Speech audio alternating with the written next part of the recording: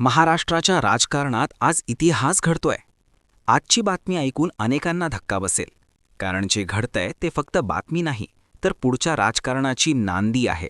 मुंबईपासून मंत्रालयापर्यंत आणि दिल्लीतल्या सत्ता केंद्रापर्यंत आज एकच चर्चा रंगलीय. अखेर पडद्यामागे नक्कीच चाललंय काय? महायुतीत मोठा ट्विस्ट.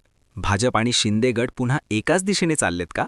की हा फक्त सत्तेसाठीचा तात्पुरता डाव आहे? महापालिकांपासून ते स्थानिक स्वराज्य संस्थांपर्यंत सत्ता मजबूत करण्यासाठी नवे समीकरण तयार होताना दिसत आहे. ज्या गोष्टीवर कालपर्यंत कुणी बोलायला तयार नव्हतं, तीच गोष्ट आज उघडपणे चर्चेत आली आहे.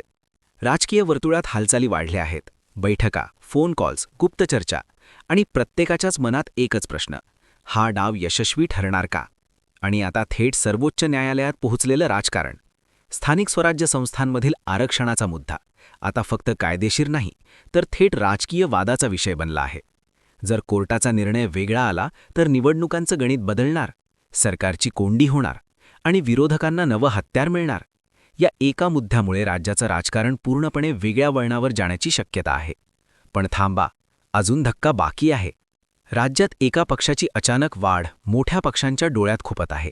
ज्या भागात नेहमी ठराविक पक्षांचाच दबदबा होता, तिथे आता नवं आव्हान उभं राहत आहे. ही बदलती हवा आहे की फक्त तात्पुरता राजकीय प्रयोग? याचा फटका कुणाला बसणार आणि फायदा कुणाला होणार, यावर आता जोरदार चर्चा सुरू झाली आहे. एक गोष्ट मात्र नक्की आहे: महाराष्ट्राचं राजकारण शांत बसणार नाही. येणारे दिवस आणखी धक्कादायक असणार आहेत. नवे चेहरे, नवे डावपेच आणि जुन्या राजकारणाला नवी दिशा. तुम्हाला काय वाटतं? हा सगळा खेळ सत्तेसाठी आहे की स्थैर्यासाठी? कमेंटमध्ये तुमचं मत नक्की सांगा. आणि आणखी अशाच धक्कादायक अपडेट्ससाठी व्हिडिओ शेअर करा.